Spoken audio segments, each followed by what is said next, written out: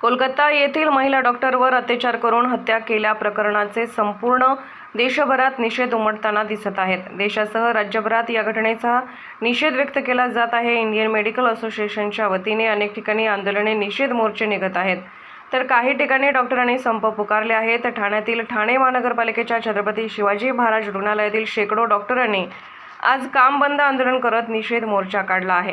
छत्रपती शिवाजी महाराज रुग्णालय ते ठाणे जिल्हाधिकारी कार्यालय असा मोर्चा काढण्यात आला आहे।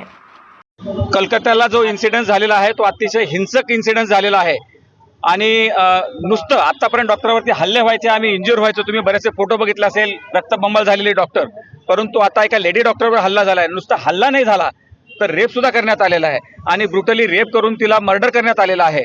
त्याच्यानंतर 200-300चा मॉब येऊन जो काही क्राईम सीन आहे तो क्राईम सीन सुद्धा व्हँडलाइज केलेला आहे, जेणेकरून काहीही एव्हिडन्स मिळणार नाही। त्या संदर्भामध्ये आम्ही हा स्ट्राईक करत आहोत आणि हा जो काम बंद आंदोलन आहे किंवा विड्रॉल ऑफ सर्व्हिसेस आहे ते इंडियन मेडिकल असोसिएशन, जी जगातली सर्वात मोठी NGO आहे, ज्याचे 4 लाख मेंबर आहेत आणि आमच्यासोबत बाकीचे सगळे असोसिएशन सोबत आलेले आहेत।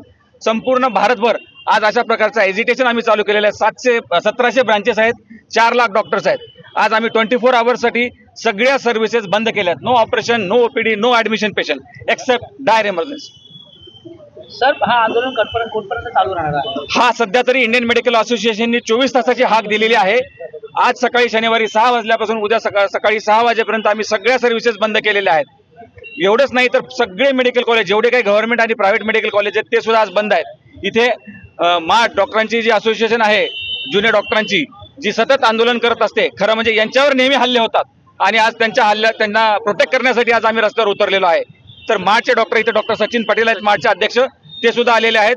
इंटर्न्स, टीचर्स जे मेडिकल कॉलेजमध्ये शिकवतात ते सुद्धा, आणि बाकीचे नॉन ॲलोपॅथिक डॉक्टर असोसिएशन जेवढे आहेत, निमा, TDMP वगैरे सगळे डॉक्टर सुद्धा आज रस्त्यावरती उतरले आहेत। सर, गव्हर्नमेंटकडे काय मागणी आहे? गव्हर्नमेंटकडे आमची साधी मागणी आहे, जी विक्टिम आहे तिला न्याय मिळायला पाहिजे। जो काही एव्हिडन्स डिस्ट्रॉय केला गेलेला आहे तर तिला न्याय मिळायला पाहिजे।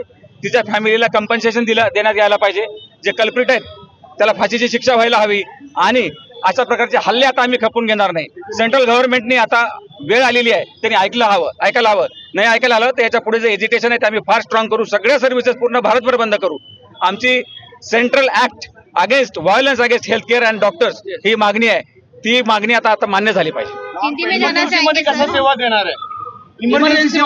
इमर्जन्सी एखादा सिरियस पेशंट आल्याच्या नंतर जर आपल्याला वाटतं की हा फार सिरियस पेशंट आहे तर आम्ही त्याला इमिडिएटली आमच्यातले काही डॉक्टर मूव्ह करून ट्रीटमेंट करण्याचा प्रयत्न करू, जेणेकरून कुठल्याही नागरिकाचा जीव नाही गेला पाहिजे। सर, हिंदी में जानना चाहिए।